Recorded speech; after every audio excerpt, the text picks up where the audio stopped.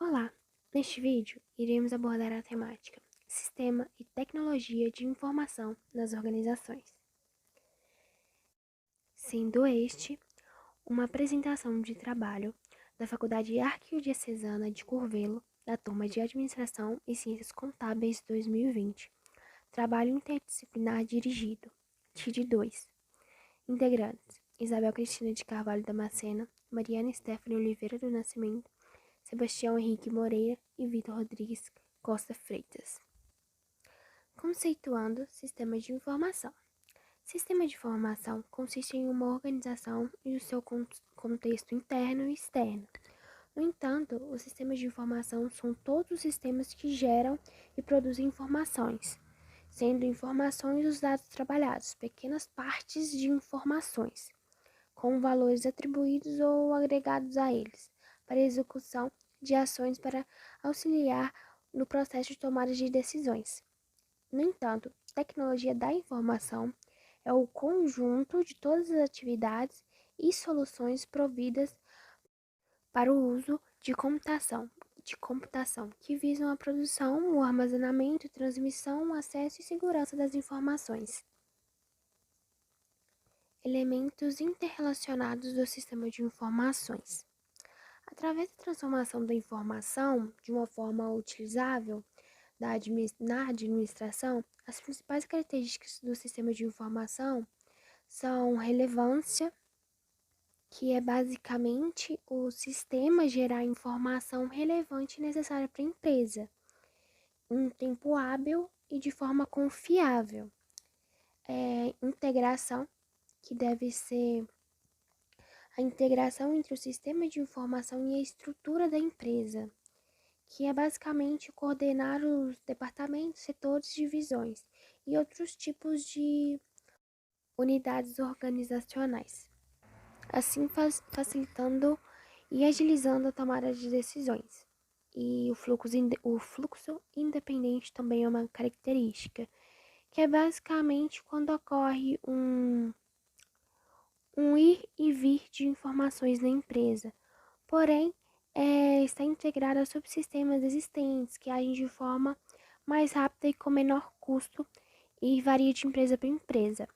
Esses elementos interrelacionados têm também o controle, que é basicamente uma ferramenta do controle interno, que visa assegurar as informações geradas de forma confiável e proteger os dados controlados. E tem também a característica de diretriz, que é garantir os objetivos da empresa sejam atingidos mesmo.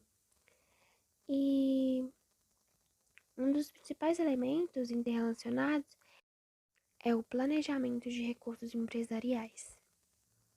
O gerenciamento de relacionamento com clientes, que é basicamente uma ferramenta que automatiza todas as funções de contato que o cliente tem entre a companhia.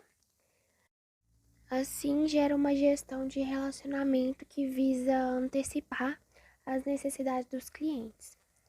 E a última característica desses elementos interrelacionados é o gerenciamento da cadeia de fornecimento, que, como o nome próprio já diz, é a integração de processos do consumidor através dos fornecedores dos produtos e serviços, a fim de criar um valor para o cliente. Desta forma, as organizações podem atingir seus objetivos na economia atual, que basicamente flui muito rápido e varia também muito rápido. Dessa forma, para que uma organização atinja um novo patamar de sucesso na economia atual, os líderes, os CEOs, os gerentes, especialistas da organização têm que efetuar suas atividades que englobam todo esse sistema de informação e de tecnologia a fim de um enlace mais objetivo e perspicaz das perspectivas do novo ambiente. Informação. Informação são basicamente dados coletados organizados e ordenados que eles recebem um valor e um significado. Ou seja, para a organização, o conjunto de dados pode ser também no sentido de embasar uma tomada de decisão, porque para a organização pode ser simplesmente um número de pessoas ou uma determinada característica de cada pessoa. Como os sistemas de informação e a tecnologia da informação surgiram nas empresas? Primeiramente veio a era do papel, ou a era do processamento de dados, que basicamente as empresas que já possuíam computadores queriam novas tecnologias, novos computadores que fossem mais eficazes e produzissem um aumento maior na produtividade da empresa. Porém, essas tecnologias eram utilizadas somente na parte burocrática da empresa, não geravam uma eficiência e sim acabava gerando uma sobrecarga no trabalho dos funcionários de chão da empresa. Porém, mesmo com esse lado negativo, a chegada dessa automatização que gerou, os usuários precisavam somente preencher inúmeros formulários à mão, perfurados, passar por uma máquina específica para que os computadores adquiridos pudessem processar esses dados. Por isso que o nome dessa fase é a Era do Papel. Neste ponto, havia também a ausência de profissionais capacitados.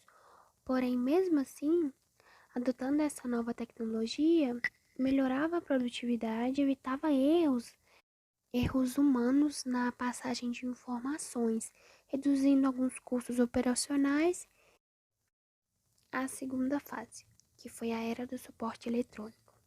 Com o aparecimento de novas funcionalidades, novas tecnologias, os funcionários passaram a mudar sua postura frente ao seu próprio trabalho, a essas tecnologias mesmo, porque faltavam profissionais capacitados e estes funcionários que percebiam que novas tecnologias estavam sendo adquiridas, estes funcionários passaram a mudar a sua postura referente ao seu trabalho.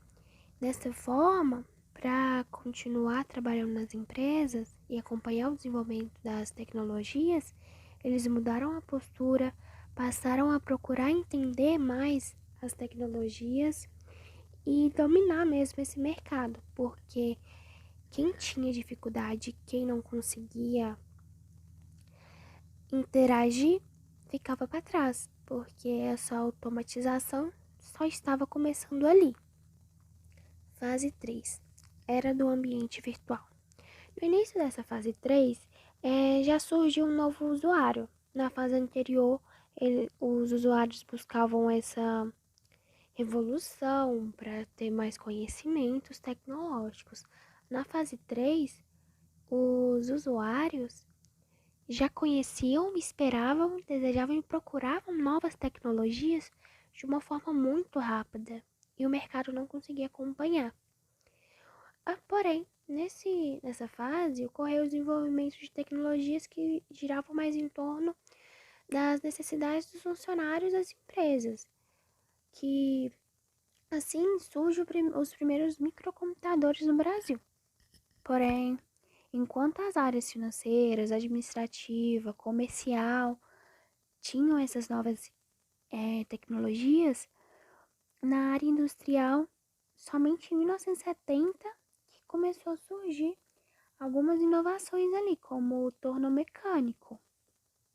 Lembrando que nessa fase 3, os usuários eram bem mais participativos e exigentes do consciente, né, da propriedade.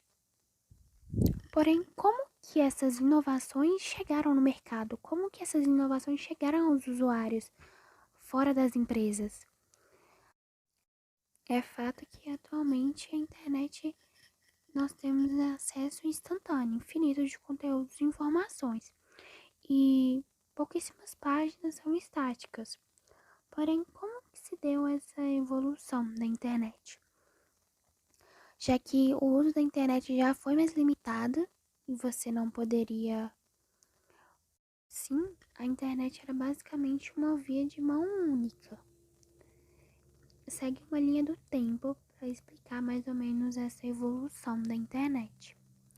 A Web 1.0.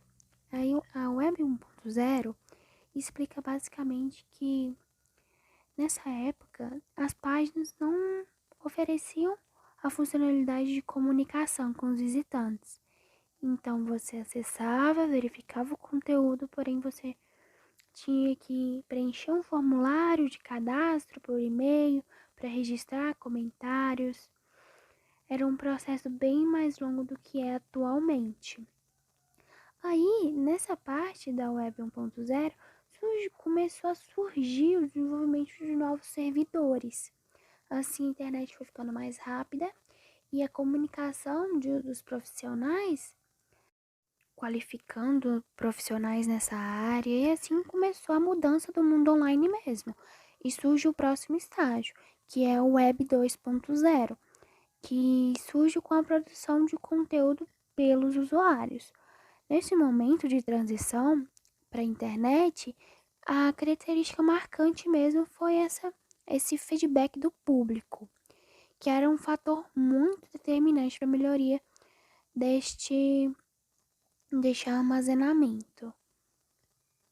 Sendo que essa fase Web 2.0 foi em torno de 2004, quando uma primeira empresa chamada O'Reilly Media surgiu com esse termo de Web 2.0.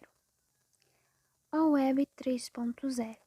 A Web 3.0 diz a respeito ao período que a gente está no momento, que é a internet inteligente, que é uma verdadeira revolução, tendo a maior característica a transformação digital, a utilização de máquinas para realizar de forma mais eficiente algumas atividades que dependiam mais do trabalho manual mesmo, como o uso de algoritmos para reunir informações, fazer recomendações aos usuários.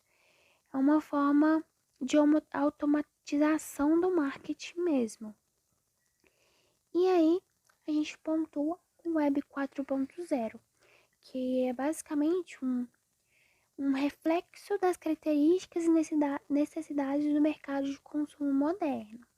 Hoje em dia nós temos o marketing 4.0, o consumidor 4.0, porém a gente ainda não tem a web 4.0, é a próxima etapa. Então, o que a gente pode esperar dessa próxima etapa? A interação com os indivíduos, que seja ainda maior e mais pessoal.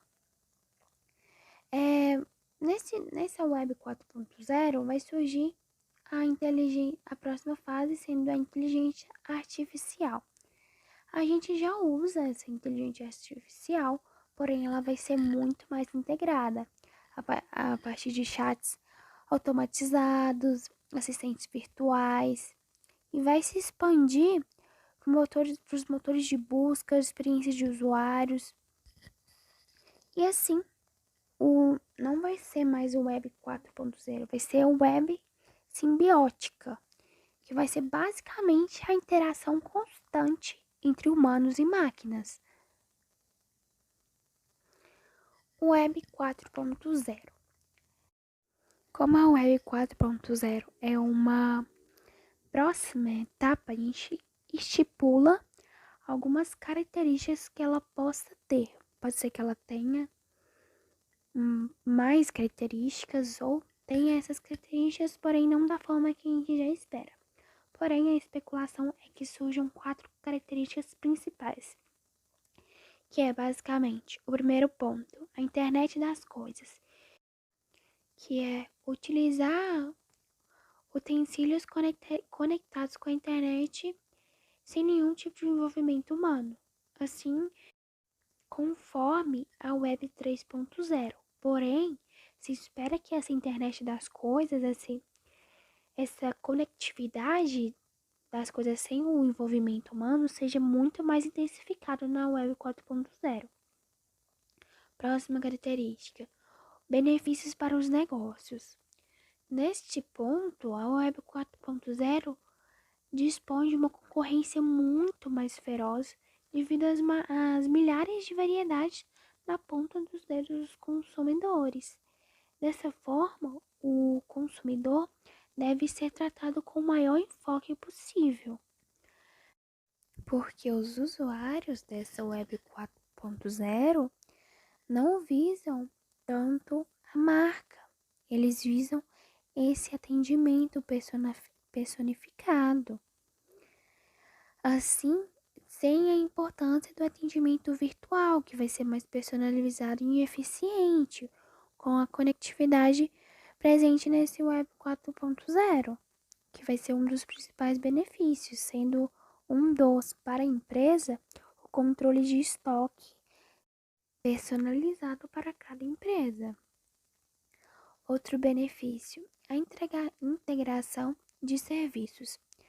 A internet vai passar a funcionar de forma mais integrada, possibilitando às empresas adicionarem serviços aos seus pacotes sem precisar fazer drásticas instalações de hardwares. E a interação social. Esse ponto da interação social é muito delicado. Por quê? O uso da internet já se tornou um fenômeno social de interação, basicamente, das redes sociais. E como esse relacionamento vai mudar? A forma como a gente se relaciona com o mundo está mudando. E como interagimos com as empresas, as esferas sociais. A inteligência artificial no nosso cotidiano, nas redes sociais, promete ser um fator para intensificar essas mudanças. Os usuários dessa web terão sua experiência otimizada, enquanto as marcas vão descobrir novas oportunidades para construir um relacionamento de sucesso com o consumidor. Neste processo de interação social, muitas das informações que a gente já dispõe na internet terão influência direta no algoritmo que considera adequadas às nossas características pessoais. Assim, basta as devidas empresas pequenas, médias e de grande porte terão novas oportunidades para construir um relacionamento de sucesso com o público. E ficamos por aqui. Gratidão.